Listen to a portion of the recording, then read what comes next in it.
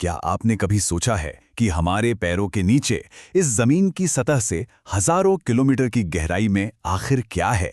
जिस ग्रह पर हम रहते हैं वो अंदर से असल में दिखता कैसा है?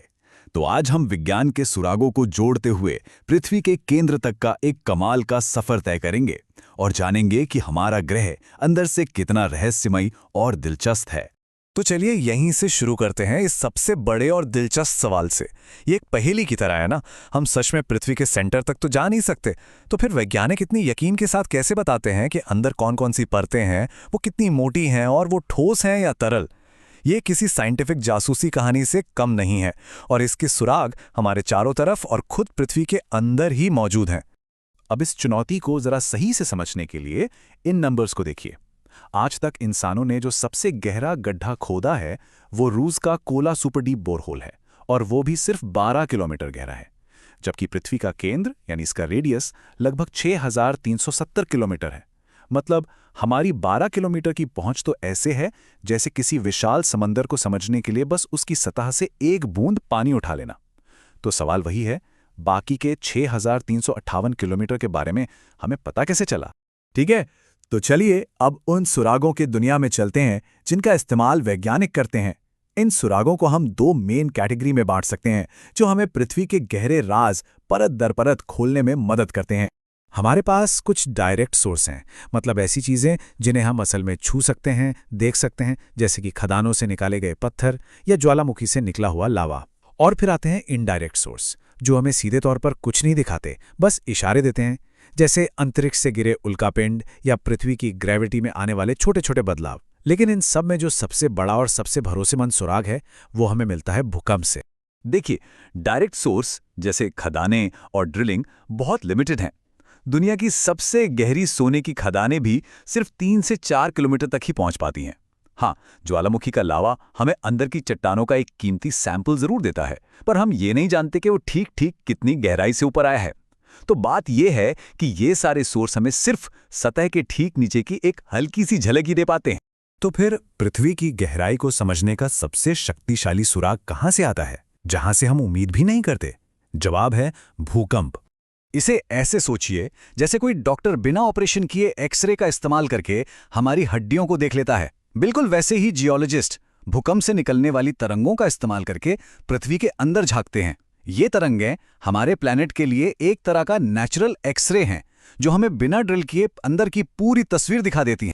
अब ये भूकंपीय तरंगें या सीस्मिक वेव्स होती क्या है?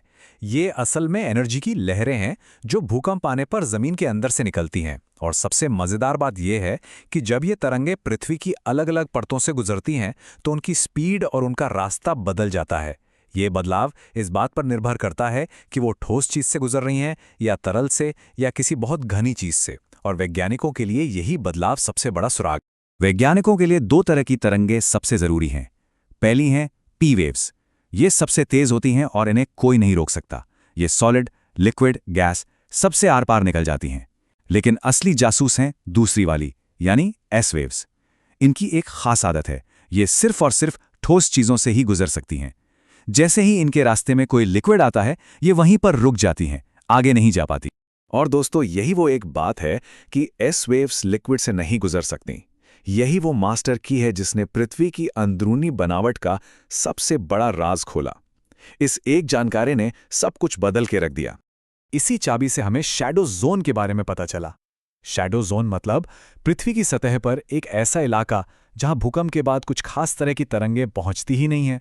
बिल्कुल वैसे ही जैसे किसी चीज के पीछे उसकी परछाई बनती है, पृथ्वी के अंदर भी कोई चीज इन तरंगों को रोक रही थी और एक सीस्मिक शैडो या भूकंपीय छाया बना रही थी। और ये स्लाइड इसी को बहुत अच्छे से दिखा रही है। देखिए, पी वेव्स कोर से गुजरते हुए थोड़ी सी मुड़ जाती हैं, जिससे 105 से 145 डिग्री के बीच एक छोटा सा शैडो जोन बनता है। लेकिन अब जरा एस वेव्स को देखिए, वो बाहरी कोर से टकराकर पूरी तरह रुक जाती हैं, जिससे 105 डिग्री के बाद एक बहुत बड़ा शैडो जोन बनता है। एस वेव्स का इस तरह अचानक गायब हो जाना इस बात का पक्का सबूत है कि पृथ्वी का बाहरी कोर लिक्विड यानी तरल अवस्था में है। तो चलिए, अब जब हमारे पास सारे सुराग हैं तो इन सबको एक साथ जोड़कर अपनी यात्रा का एक नक्शा तैयार करते हैं और पृथ्वी की परतों को एक एक करके अंदर तक समझते हैं। हमारी यात्रा शुरू होती है सतह से, यानी भूपर्पटी या क्रस्ट से। ये पृथ्वी की सबसे पतली, सबसे बाहरी और चट्टानी परत है, बिल्कुल एक सेब के छिलके की तरह। इसकी मोटाई सब जगह बराबर नहीं है। ये समंदर के नीचे काफी पतली होती है और हिमालय जैसे ऊंचे पहाड़ों के नीचे बहुत मोटी हो जाती है। क्रस्ट के ठीक नीचे है मेंटल, जो करीब करीब 2500 किलोमीटर की गहराई तक फैला है। ये पृथ्वी का सबसे बड़ा हिस्सा है। इसका जो ऊपरी भाग है, जिसे एस्थेनोस्फीयर कहते हैं, वो थोड़ा थोड़ा पिघला हुआ और प्लास्टिक जैसा है। यहीं पर मैग्मा बनता है, जो बाद में ज्वालामुखी के रूप में बाहर आता है। और आखिर में हम पहुंचते हैं पृथ्वी के दिल में, यानी उसके कोर में। जैसा कि हमने एस वेव्स के शैडो जोन से पता लगाया, इसका बाहरी हिस्सा यानी आउटर कोर पिघले हुए लोहे और निकेल का एक बहुत बड़ा समंदर है। लेकिन सबसे हैरानी की बात यह है कि इसके बिल्कुल सेंटर में यानी इनर कोर में इतना ज्यादा दबाव है कि वो सूरज की सतह से भी ज्यादा गर्म होने के बावजूद ठोस है। ये टेबल हमारी पूरी यात्रा का एक क्विक रीकैप है। क्रस्ट जो ठोस है, फिर मेंटल जो ज्यादातर ठोस है पर उसका ऊपरी हिस्सा थोड़ा पिघला हुआ है, उसके बाद आता है लिक्विड आउटर कोर और आखिर में बेसाब प्रेशर की वजह से सॉलिड इनर कोर। हर परत की अपनी एक अलग कहानी है। अब जब हम अंदर की बनावट को समझ गए हैं, तो चलिए इसे एक ऐसी चीज से जोड़ते हैं जिसे हम सब जानते हैं, ज्वालामुखी। ये असल में पृथ्वी के अंदर की गर्मी का बाहर निकलने का एक जबरदस्त तरीका है। इसका प्रोसेस काफी सीधा है। सबसे पहले मेंटल के एस्थेनोस्फीयर में मैग्मा बनता है। अब क्योंकि ये अपने आसपास की ठोस चट्टानों से हल्का होता है, तो ये ऊपर की तरफ उठने लगता है और जैसे ही इसे क्रस्ट में कोई दरार या कमजोर जगह मिलती है, ये लावा बनकर सतह पर फूट पड़ता है। तो ये सीधा सीधा कनेक्शन है पृथ्वी की गहराई और उसकी सतह के बीच। चलिए अपनी इस गहरी यात्रा की सबसे जरूरी बातों को एक बार फिर से दोहरा लेते हैं, ताकि पूरी कहानी एकदम साफ हो जाए। तो सबसे जरूरी बात यह है कि हम पृथ्वी के अंदर सीधे देख नहीं सकते, इसलिए हम इनडायरेक्ट तरीकों का इस्तेमाल करते हैं, जिसमें सीस्मिक वेव्स हमारा सबसे बेहतरीन रूल है। खासकर एस वेव्स जो लिक्विड से नहीं गुजर पाती, हमें यह पक्का सबूत देती हैं कि आउटर कोर लिक्विड है। और इन सभी सुरागों को मिलाकर हमें पृथ्वी की 3 मुख्य परतें मिलती हैं, क्रस्ट, मेंटल और कोर। तो अगली बार जब आप जमीन पे खड़े हों, तो याद रखिएगा कि आपके पैरों के नीचे सिर्फ एक ठोस चट्टान नहीं, बल्कि एक जीती जागती परतों वाली दुनिया है। एक ऐसी दुनिया जिसकी कहानी खुद उसी के भूकंपों की तरंगों में लिखी हुई है और जिसे पढ़ना विज्ञान ने